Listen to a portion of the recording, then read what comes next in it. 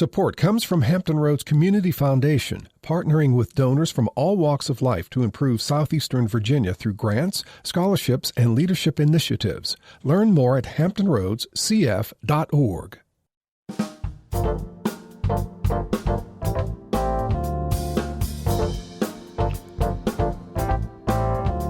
Hello, everyone. I'm Barbara Ham-Lee. For more than 100 years, the YWCA South Hampton Roads has been in the business of empowering women, eliminating racism, and promoting peace, justice, freedom, and dignity for all. A critical part of their work is providing shelter and safety for women and children experiencing domestic and sexual violence. It's all about helping the community. And now, the YWCA needs your help. What's going on and how can you make a difference? We'll tell you when Another View returns, right after this national, regional, and local news from NPR and WHRO News.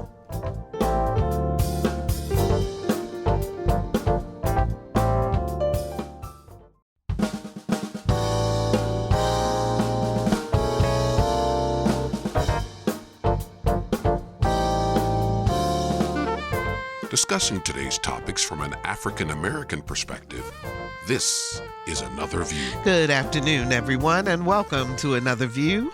I'm Barbara Ham-Lee. I have to start today's show with an apology. Last week, we were live on the Eastern Shore. We had a marvelous time.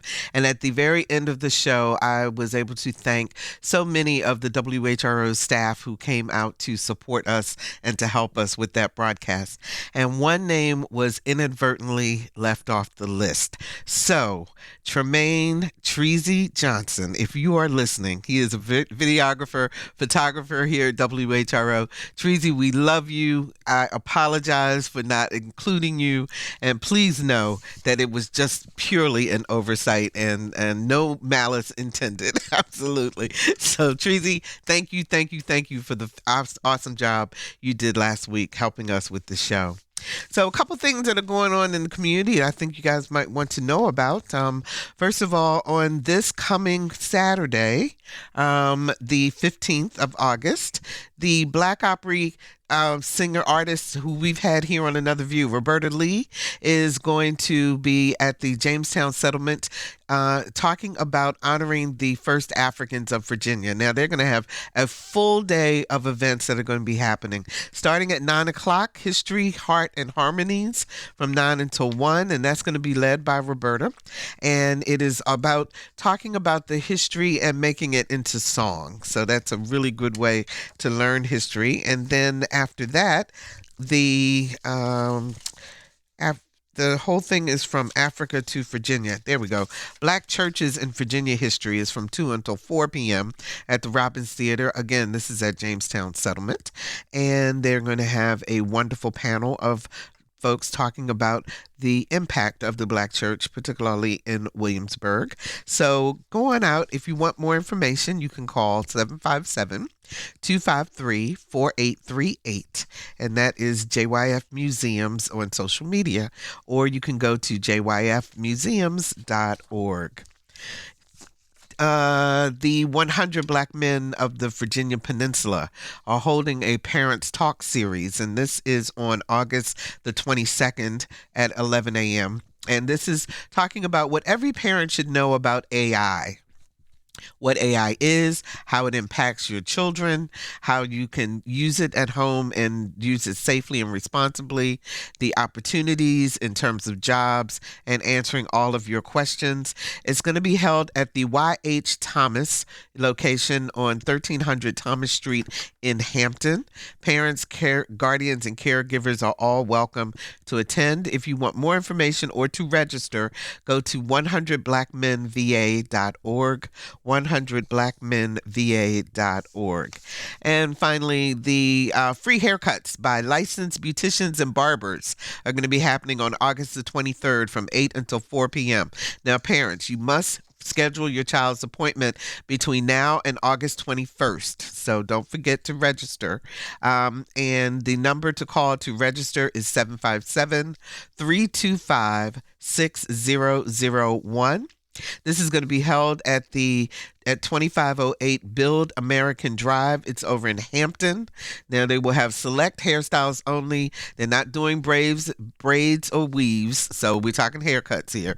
But this is looking cool for school, and it will be free. It's being given by the Hampton Roads Beauty and Barber Technicians. So make sure you check that out and get a haircut so that your children will look great going back into school. So, YWCA is the oldest and largest multicultural women's organization in the world. On October 15, 1906, Laura Etta Davis Titus, a black female philanthropist, filed the charter to create what is now YWCA South Hampton Roads. The charter was approved in 1908, though Titus was not given credit in the historical record. In 1908, the Phyllis Wheatley branch of the YWCA of Norfolk, named after one of the first black and enslaved poets, began as an association of African American women. Another YWCA chapter was founded in Norfolk in 1911 by establishing a residence for single women, including a cafeteria and a reading room. The chapter offered classes in cooking, stenography, Bible studies, typing, and gymnastics. In 1925, the two branches joined forces. Today, the YWCA South Hampton Roads provides counseling, crisis shelter and housing support, as well as victim advocacy, outreach and education, and equity and justice programming. And the organization needs your help. Here to tell us why is the CEO of the YWCA South Hampton Roads, Michelle Ellis Young. Hey, Michelle, how you doing? Hello, my sister Barbara. I am well in the Lord, but I am well to be here with you. Oh, I am so excited to have this conversation, and we will talk about why we need to have this conversation today in just a moment. But in full disclosure, audience, I did serve twice as president of the board of directors for the YWCA South Hampton Roads, received a Woman of Distinction Award from the organization in 2010, and the Laura Etta Davis Titus Community Transformation Award in 2024. I was the second person to receive that award, and it is one of the true honors of my life. So thank you very, very much for that. You're welcome. The W matters in YWCA. And I want you to explain the difference, because we've had even speakers come to the organization and call us the YMCA. Explain the difference between the two. Yes. So I always joke when people do this.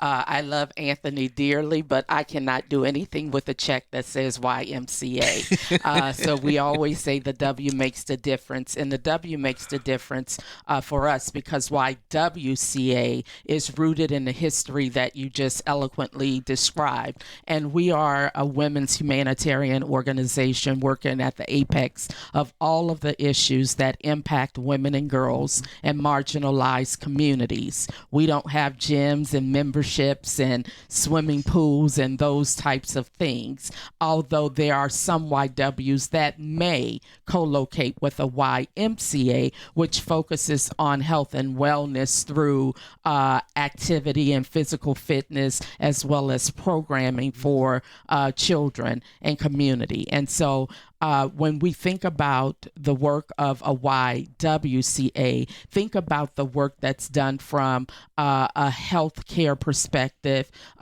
because of domestic violence and sexual assault. Think about the work from a human services perspective. We are that entity that provides support for community in traumatic situations. So we keep teasing the fact that there's a problem.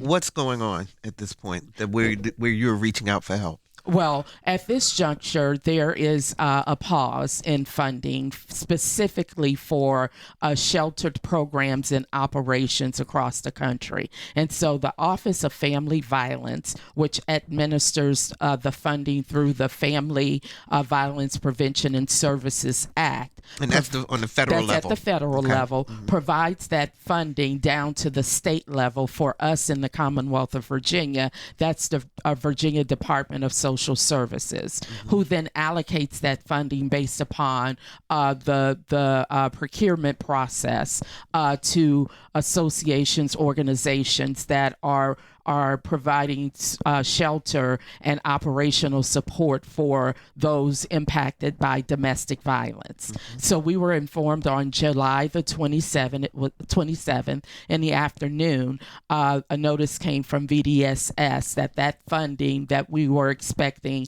that usually comes, we're signing agreements right now about this time, and then the funding starts to trickle in about mid-September, early October, that funding at the federal level is now on pause.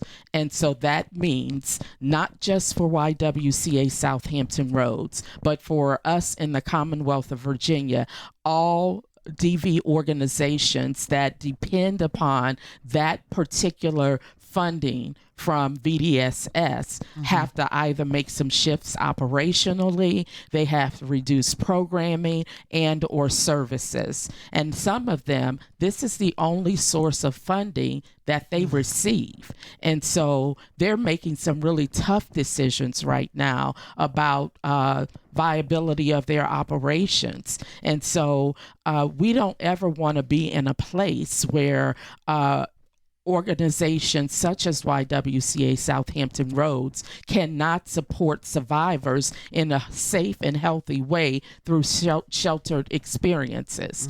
And so it's a difficult time, and it's a scary time right now. Okay, do we know why the money's on hold? We don't. We just know that in this particular administration, with all of the looking at different buckets of funding that continue to happen, this is where we are at this particular junction with the Office of Family Violence. And was there, so I assume then there was no notice, no one talking in the background a couple months ago that maybe this might be coming or anything? This was a shock to all of us. And just so we're clear, Michelle, before we talk specifically about YW, so her shelter, for example, or Samaritan House, or other organizations that also provide shelter for domestic violence survivors, all of them will not receive this money. Is that right? If they are receiving this particular funding through VDSS, that means all of us are impacted.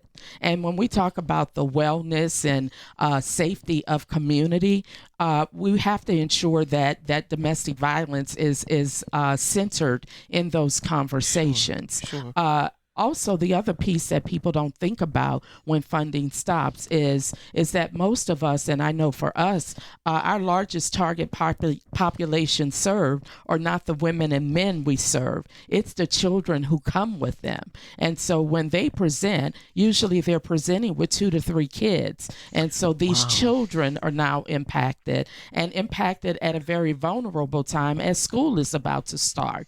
And so it's just a very difficult space to be in for a number of organizations, and particularly those that are in rural communities where the impact is felt much greater. We know from COVID, a lot of those organizations closed during that time, and other organizations like YW's in other locations had to pick up the slack. So like my YW counterpart in Central Virginia, which is Lynchburg, is now servicing 80 miles outside of her area because the need is so great, yet she's not getting funded for that. So when we say we are the premier organization for women and girls from a safety, health, and well-being perspective, we are that organization and the largest in the country providing support for domestic violence and sexual assault. Michelle, paint a picture. Who comes to your shelter? Who comes to our shelter, Barbara? It depends on the day. I might get the call from someone in some corporate office with an employee that is struggling, and they find out that team member is in a domestic situation. That's the person that has the suit on, has the heels on, their makeup looks well. They may not look like you or I either. And they need our assistance. It's also the person who has been struggling because of financial instability. Their partner may have been controlling them financially. This example is very real to us. About 2 months ago, we helped a nurse get her license reinstated. Her abuser was keeping her from working, and so her license lapsed. and lapsed, and now she works at Centera. It's also the person who has been disowned by their family, or they've left this situation so many times that their family's like, we're not getting into that. And they have no other recourse but to call 757-251-0144, which is our crisis hotline, to figure out what their next step is. And so when we talk about this, it's also a man. Increasingly, that's a large population that we're starting to see. And people are surprised that men are the survivors also of domestic violence. Post-COVID, men are now starting to step up and deal with the issues that are plaguing them. It's also the elderly, a rising population that people don't think about because they loved and trusted someone who is either physically abusing them or financially abusing them. We had a case about a year and a half ago of an elderly woman who came to us because her grandson was sexually abusing her. And not only was he sexually abusing her, but he was pimping her out to his friends as well. And so when we think about the face of violence in our homes, in our communities, with people who we work with, in our places of faith, in our schools, in our colleges and universities, what we know definitively is that it's no respecter of person. Demographically, socioeconomically, it looks different in every case because it has an opportunity to impact anyone at any given time. And a lot of times when people do present to you, they may be presenting with just the clothes on their back. Absolutely. And they bring their children. Yes, because think about the situation. We use a purse as an example in the world of domestic violence. A person has about 5 minutes to escape imminent danger. That means you're grabbing just your purse, and I use purse because typically it is a woman. I use the purse. I grab my purse. I stuff as much as I can in that handbag, and I grab my kids, my keys, or my bus pass, or my money for a Uber or a taxi or a Lyft, whatever that is, and I flee. And fleeing means I leave behind everything that I have and own, if I own anything, and get to the closest place of safety. So when people come to us, they may not have an ID, and we have to help them get that. They may not have a driver's license. They may not have their birth certificates or other pertinent records that they need to even get employed, to get a bank account, or whatever that is. And so when they are coming to us, we are triaging all of these things through case management to help set this person up for success. And get this, Barbara, we've got 30 to 31 days to do it.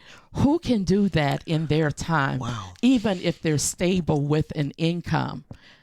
So is that the length of time that they can stay? That is technically we are what's called a rapid rehousing model, and by federal law that has not changed since the 70s. So these are the things when we advocate for change, where we need people advocating with us. By law, rapid rehousing is 30 to 31 days. Pre-COVID, our average stay was about 46 to 57 days. In COVID, it was 6 to 8 months. And now that we are in a tsunami of non-affordable housing, we're still at right about 2 or 3 months that we carry someone because they can't afford what the rent is out in community. Yeah. So for the YW, how much money? I mean, let me back up. The federal funding is not your only source of funding for the shelter. Is that correct? It's not our only source of funding for the organization. For the organization. This is the source of funding that allows us operationally to do the things we need to do to care for the people in shelter. So just imagine our shelter is your home on steroids, because it's a 22-bedroom shelter that can shelter up to about 60 people at any given time. And so think about the things that you need at your home, in the rooms of your home. In your bedroom, you need bedding, you need linens. In your bathroom, you need towels, you need soap to bathe with, toothpaste and toothbrushes, combs, and especially because our census is typically higher for Black women, about 72%, ethnic hair care products become critically important because for us, we service what we call from the perspective of CDR, courtesy, dignity, and respect. We don't want to give people things they didn't ask for. We want people to feel dignity in these spaces when they come to us. And so if a shampoo that resonates with your hair texture is the only thing that's going to make you feel human, we want to make sure that we have that in our Almost Home emergency shelter. So it's not that we don't appreciate all of the things from people, but we want to make sure that we always center humanity in the space of healing. So what do you need from the community right now? Right now, all of the supplies. We need the cleaning supplies to keep our shelter clean and healthy. We need paper products, whether that's toilet paper or napkins. We need feminine hygiene products because we're servicing women and girls who start to mature at very early ages now. We need diapers and baby supplies. Last summer, we had 5 babies that were birthed. Really? At the shelter that had to Wow. be taken to the hospital. The mother had to be rushed to the hospital to give birth. And guess where these babies have to come back to this sheltered environment. And so we want to make sure that the formula is right, that the diapers are there, that all of the supplies that they need are there. Back to school. We are in school season right now. And so we're trying to help our students. We have to clothe our students and our guests in our shelter. We feed them all day, every day. So when people think about food drives and those type of things, we love our partner agency and our partnership longstanding with the food bank, but we also need food to feed people every single day. Laundry supplies, those bus passes. We transport people through HRT, through Ubers, taxis, and Lyfts, but people don't know. We also transport people to the next place of safety if it's out of area via a bus or via planes. And so if we need to get someone to a relative who agrees to say they can come stay with me, we're going to take that person based upon what they feel safest with and is reasonable for transportation. So if a plane ticket is the easiest way and it's the most economical way because we're actually great stewards of our donor dollar, then we will fly that person to that place of safety and then connect them with another resource partner. If it's not a YWCA in that area, then another agency who can now walk the journey with that person so that they have the resources in that community that they need. And so when people support us, they're not just supporting us because we're saying we need help. They're supporting us because there's a great need for someone who is experiencing imminent danger, and we don't want them to return back to that place if that's their choice. We want to make sure we're setting them up for success. We're helping them on their workforce journey. We're helping them on their healing journey. We're helping them on their spiritual journey, whatever that looks like. This is what the work of the YWCA South Hampton Roads means to the community. 757-440-2665 or 1-800-940-2240 are the numbers to call to join our conversation. What questions do you have for Michelle Ellis Young, the CEO of the YWCA South Hampton Roads, and how you can get involved to how you can get involved and help? Give us a call, 757-440-2665 or 1-800-940-2240. Michelle, if you don't get this funding, if they don't release it, what's going to happen at the YW? We're going to continue operations. And you know why I know we're going to continue operations? Because this community has been so supportive and responsive already. We've made a call to action for this community to walk this journey with us to ensure that survivors are safe. And so our call to action has been help us by donating these items, bus passes, gift cards, financial donations, or the like. You can bring diapers, you can bring Can bring whatever laundry detergent, any to of this. 1003 Norfolk Square in Norfolk at our direct services office. Okay. And we know we're going to continue because the community continues to walk with us through this. What this means for us, thankfully, is that our staff are not impacted because these are actual service items that are needed through this funding. And so I know it won't just be at this time, but this community is going to continue to walk with us the whole time. You work with the other shelters in the area. Absolutely. And so forth. What's the conversation? What are you the other leaders, what are you all talking about in terms of not only this emergency situation, but what are you looking at going forward? We are always talking about what the diversification of our funding looks like because a lot of us are federally funded, some at different degrees. And so we look at what does our programming look like and the services that we're providing at free because of the generosity of our donors. We're able to provide all of these free services. But what does it look like for us to now step into new areas of care and service in our community? What does it look like for us to provide workplace wellness for our own team members who are experiencing their own situations, yet they're showing up every single day with the community that they're entrusted to care for? If you're just joining us, we're talking about the federal funding hold on, or the hold on federal funding affecting the YWCA South Hampton Roads. Our guest is CEO Michelle Ellis Young, 757-440-2665 or 1-800-940-2240. So I know that I want people to understand what a person who comes to your door experiences once they get inside the door. So can you explain, if I showed up and said, this is my situation, what's the process and what happens? And do I have to pay anything to you? There are a number of ways that people get to us. Okay. So people get to us, either there's a domestic situation or an assault that has happened. If it's a domestic situation or an intimate partner violence situation and the police are called, then the police are contacting us and making a direct entry into our almost home emergency shelter.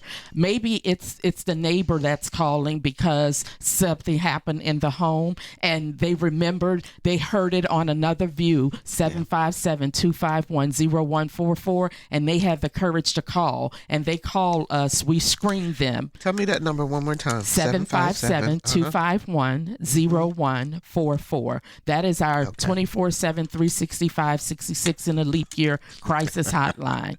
And so they call and we screen them. There's a tool to screen to ensure that they are admissible to our shelter. Once they get to our shelter, then our resident services of assistants handle them with the utmost care to do what's called an intake. And that intake basically gives us a profile of how we need to service that person and what that person wants to achieve in their time with us. We operate on an empowerment model, so we don't tell people what to do. We don't take agency over individuals. We work a plan with them for their success. So that they have the buy-in. So they have the buy-in ownership. Mm-hmm. And if they need counseling, then we make our counseling referrals internally. If they're in court because they need, if they're in a legal situation and they need a emergency protective order or a protective order, we're walking that to get that for them as well. Mm-hmm. If they need IDs, driver's license, or any type of documentation, we're working with social services and DMV to get that to them. They may need clothing. We're working to make sure that they have clothing, whether we have items at Almost Home or we have to purchase those items for them and their children. And Barbara, the beauty of all of this is that it costs them nothing but their time and their courage to show up and say, I need the help. Once they identify that, then we're able to step in the gap, provide all of the areas that they need, provide case management for them as long as up to 2 years in our services, because we truly walk through people's pain with them and walk them from pain to promise if they choose to. Yeah, so they have to do the work also, Absolutely. but you're there all along. So you also work in the racial justice space. Yes. Why is that important? It's important. As I asked on another view. That's right. Why is that important? An organization whose mission is rooted in eliminating racism, empowering women, and promoting peace, justice, freedom, and dignity for all cannot be all that she is if she is not true to herself.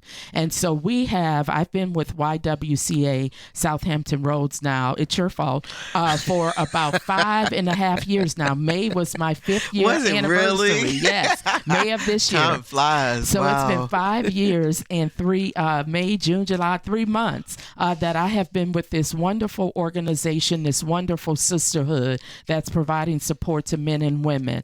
But this is what I do know, and this is what we do know. We know the stat says that 1 in 3 women will experience some form of domestic or intimate partner violence, and 1 in 6 men will.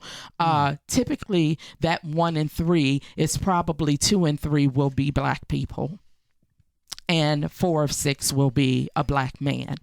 And so if we are truly going to be the organization rooted in eliminating racism, knowing that the population that is typically coming to us, not that they're the only population, but they're the highest population coming to us, we have to ensure that racial justice is a cornerstone of all that we do, not just in how we do programming in community, but it is intimately embedded in how we service our clients. Mm-hmm. Oh, let's talk to Nicole in Smithfield. Hi, Nicole. You're on the air.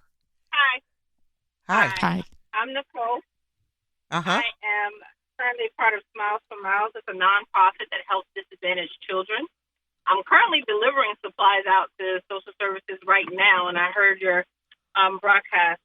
I wanted to know who was the point of contact and what I needed to do in order to get school supplies out to the people that you support. Oh, that is fantastic, Nicole. Thank you. Nicole, Michelle. That is wonderful. And I love Smithfield. So thank you so much, Nicole. You can reach out. The phone number is 757-625-4248. And the office drop-off address is 1003 Norfolk Square, and that's in Norfolk, Virginia. We have Barbara, I can tell you and Nicole in the audience this now. We have a call for community on tomorrow, Neighbors for Hope Community Resource Drive from 10 to 2. It's a drop-off drive where people can just drop off items from 10 to 2 all day, and we'll be shouting them out. And that's going to be at the Norfolk, at the 1003? Yes, at the 1003. 1003 Norfolk Square on in tomorrow. Norfolk. Tomorrow. Yes. Okay. So maybe you can bring things by then, Nicole. Yes, thank you. Okay, thank you so much for the call. We appreciate it. So what else is going on? Because I know the community has been already starting to bring you stuff, but do you have other drives or things that are happening? So community is responding by doing their own drives, and so we have. I'll be on a call this afternoon with one of our partners, Mile One, who does all of the Hall dealerships. They own all of the Hall dealerships in this community, and so they're looking at what can they do from some of their dealerships to have drop-off point boxes for these supplies. Got a call over from Tiffany Boyle, from the Commissioner of the Revenue over in Newport News. Her office is going to be having a drive for us in order to do that. Just got a bunch of feminine hygiene products dropped off to us from Envision Lead Grow, which is an organization of young women who are doing phenomenal work through an ice cream shop as well as other programming to center young entrepreneurship Yes. in community. And so this is not just a one-time thing. The needs of our guests in our shelter, as well as the needs of our clients in community, because we have community boxes that we keep items in for folk to come and get as well, is always ongoing. But this is the critical moment, because this is the start of our fiscal year. Usually we're amping up our supplies, and we can't do that at this moment. So community is coming through in that way. So if you never got federal funding again, would you have to change the model that you're doing now? We are doing that now in a number of ways.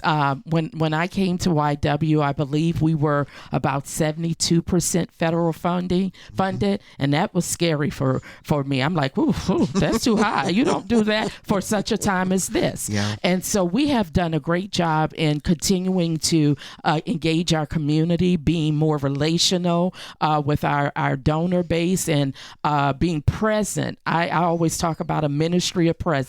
If someone's having something, YW is going to support the best way they can. And sometimes that's through presence.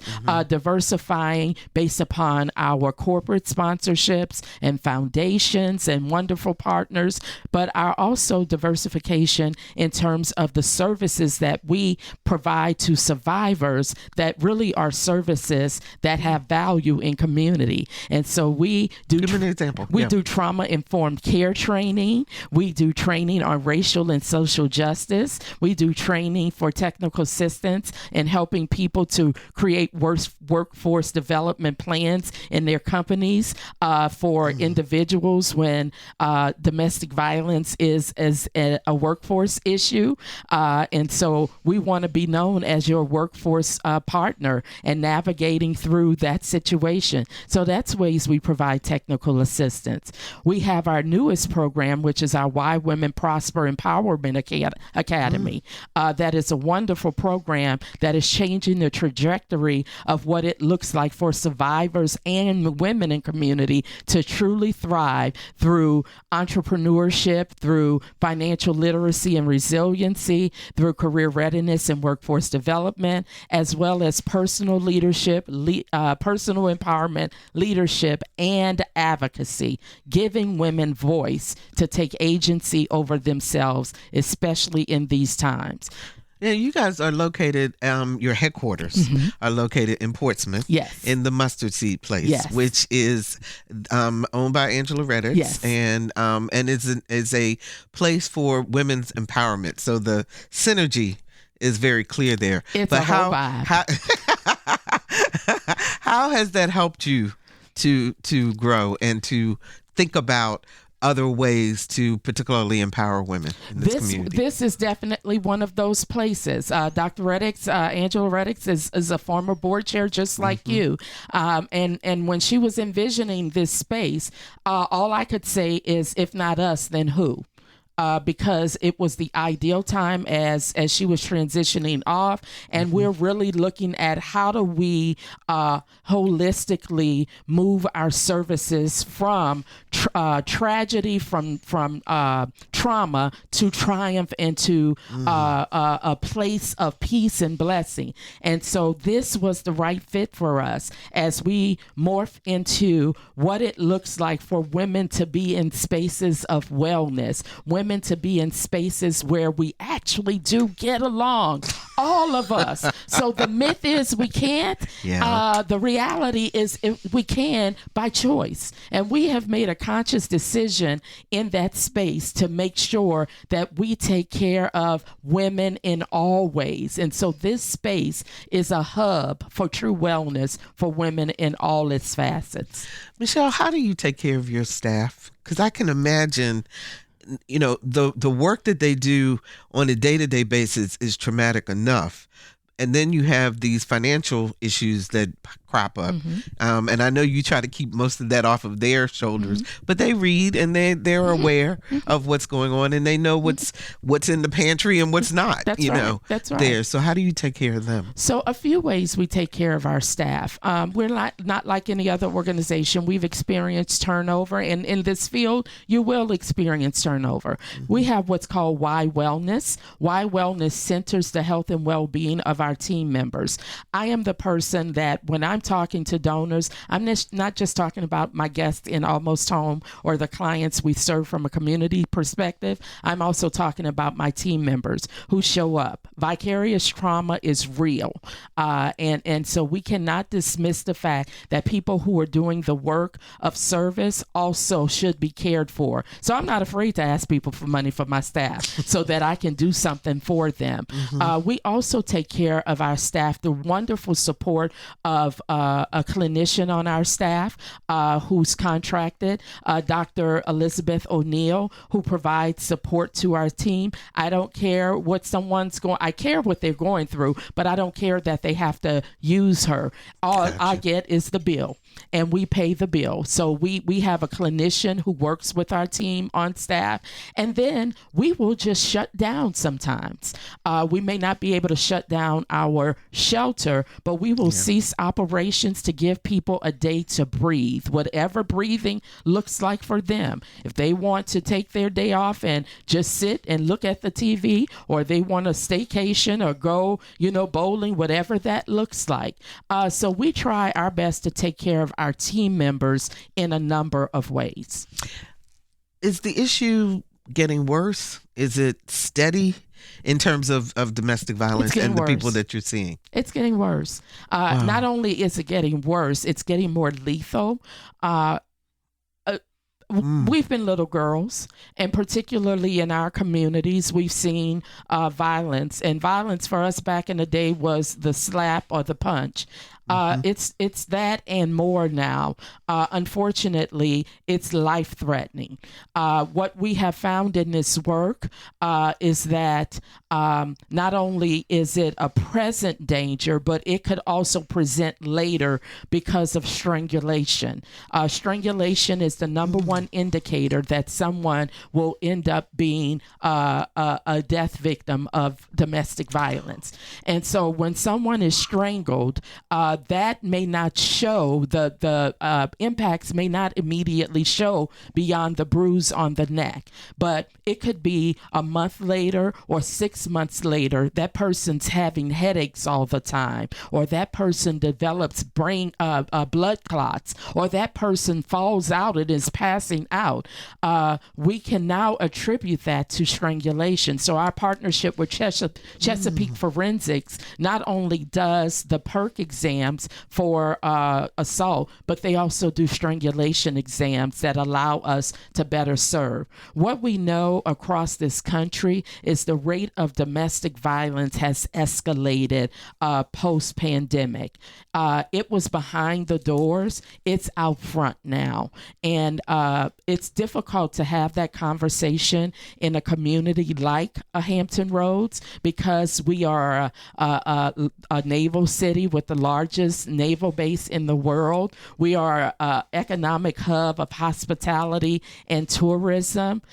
We have large We're waterways. supposed to be the happy place. Yes, we have large, and we are the happy place. But we also have these pain points in our community that communities should care about. So while other forms of violence may be down, domestic violence is surging across this country and in this community. And this is the call for action in our communities because it's in our work. It shows up in our workplace and becomes a ROI issue for us. And so we want workplaces to care about the ROI of compassion. Don't just think that people forget that they are in an abusive relationship when they show up to work. They're carrying that with them. care about that. They're in our schools. So we present in our schools because young people are experiencing violence in high rates. They don't have the coping skills or the problem solving skills they need. So our programs like a Men Together is working to teach young boys through the power of men what healthy masculinity looks like, what problem solving and coping looks like, what accountability for being my brother's keeper looks like, and so that they can be better for the women and girls in their lives. Are you also working on college campuses? We have robust programming and partnerships, particularly with Norfolk State University and with Old Dominion University. I am so proud of a work that we have done with Norfolk State over the last 3 years. Our Men Together program that is was strictly focused on ages 8 to 18, 17 for boys. We've now morphed that program to be a program for freshman men entering at Norfolk State University. And it is proven to be a wellness program for men on that campus. So much so that the first gentleman, Mr. Gaston from Norfolk State, is the champion for that program. It is part of his programmatic efforts to ensure that there's health and well-being for young men on that campus. And then we do SART trainings, and we do SART. Sexual assault readiness training, where we train the police on these campuses and work with them. We work with the offices that are responsible for anti-violence on these campuses of both ODU and Norfolk State University. When we say we are a partner, we are a very present partner in working with our colleges and universities, working with EVMS, with their Blue Heart Clinic, as well as, and now with the merger of ODU and EVMS with Brock. We are working very collaboratively in the same way and expanding partnership services with those campuses. So you've gotten quite a bit of press lately surrounding this issue, which is great. But I can't believe I'm even having to ask this question. But on social media, some people have not been kind. Oh, not at all. What why? Where do you think that's coming from? And what is their point? Well, I believe we just are in an era where we lack civility, basic civility in disagreement. You know, it's okay to disagree, just don't be disagreeable. But our disagreement it's not disagreement any longer. It's hate at this point. Hate for the least of these, hate for marginalized communities, hate for the work of a woman who looks like me in the space of helping to do what's right for humanity. And so people feel that they have a right, and they do have a right to express themselves, but it's not what you say, it's how you say it. It's what my mama and grandmama taught me. And I wish that people would learn that because this is not a political issue. This is a humanitarian issue. And we are talking about an issue that can impact any person at any time. None of us know when we may fall prey to domestic violence, intimate partner violence, or sexual assault or human trafficking. And so my prayer for those that are yelling behind the scenes my prayers are two things. I pray you never need our services. But if you do, we're going to have our doors open for you too. But I also pray that you would come forward, because this is the work that we do well. Equity and justice, and having critical conversations. We have hard conversations every day. So we invite those that are the naysayers behind the shield to step up in front and come and sit. And let's have that dialogue face to face for true understanding, that we can move forward. Absolutely. Speaking of true understanding, I know that there is a huge summit coming up that the YWCA South Hampton Roads and Cousin are doing together. You want to tell us about it? I do. I want to tell you about the Sustaining Together Summit that is being held on September the 17th over at the Chesapeake Conference Center from 8 o'clock a.m. to 4:30 p.m. This is the second year that this conference has been in place. Cousin is a partner of YWCA, who we brought them into the space, and last year they were able to collaborate with the food bank to bring about this Sustaining Together Summit, and now we're taking it back. It's becoming part of the fabric of YWCA, and I'm so proud of our Chief Impact and Operations Officer, Leah Williams-Rumbley, working with Cousin, our partner there. This year, our focus is on economic mobility, and very excited that we're going to have two national speakers, one of which is our very own President and CEO from YWCA USA, Margaret Mitchell, who will be in community with us. And so we have an opportunity to hear from our national leader about economic mobility and the role that YWCA USA is playing in that space as we think about what 250 years of America looks like, and how do we move forward to the next 250 years where all people can eat. Okay, and is there a registration or place where people can go to find out more information? Eventbrite, there's the link, and also on our website, there's an early bird general admission going on right now for $40 plus the Eventbrite fee of like $4 and some change, or the VIP, which is $60 as well. So we're inviting people to make sure, because it's a packed out event. Last year it was packed out with our partners from Dollar Tree, and they have come back again in a great way. And so now we had to move from the Dollar Tree facilities over to Chesapeake Conference Center. So it is going to be a great event.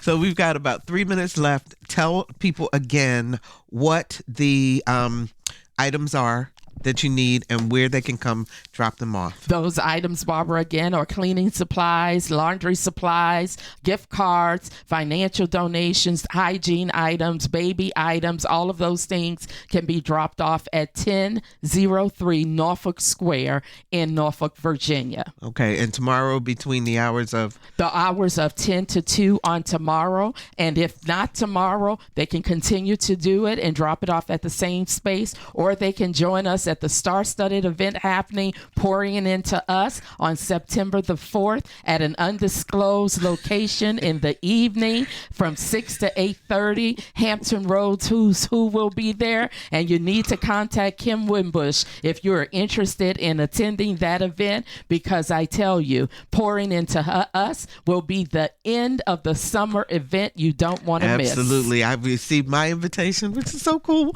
but I will be out of town, but I know that there are lots of people who are coming, and it's going to be wonderful. Do you have a number for Kim? If people want to find out more about that event? You can reach Kim at 757-309-8227 or info@kmkproductions.org. Okay. Thank you, Kim, and a host of women, those I know and don't even know, Barbara, who are showing up in such a mighty way for YWCA South Hampton Roads through Pouring Into Her. Absolutely. And we got 30 seconds.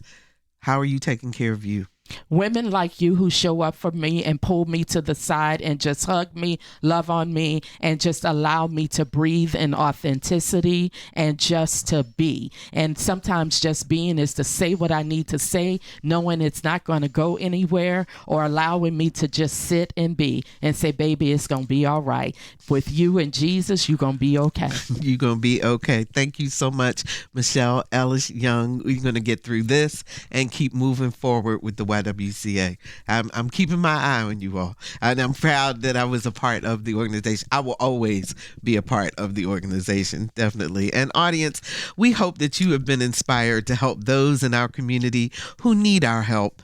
Donations are being accepted at the YWCA SHR Norfolk office. That is 1003 Norfolk Square in Norfolk. Now, you can listen to this show or any of our Another View broadcasts at whro.org/anotherview or wherever you go for your podcast listening pleasure. Next week on Another View, why African Americans and Black men in particular may feel less free to walk away after a police encounter. This is really interesting. The Supreme Court actually upheld a lower court ruling. You need to tune in to hear about this. Our theme music is an original composition created especially for Another View by Jay Sennett. Special thanks to Dr. Barry Graham for sitting in for Lisa Godley as producer. Lisa is in Atlanta at the NABJ conference and hopefully bringing home another award for Another View. Jordan Christie is our audio engineer, and Dr. Graham did two things. He produced and he answered the phone. So there you go. I'm Barbara Hamley. Have a fantastic weekend, everyone. And let's get together again next Thursday at noon for Another View.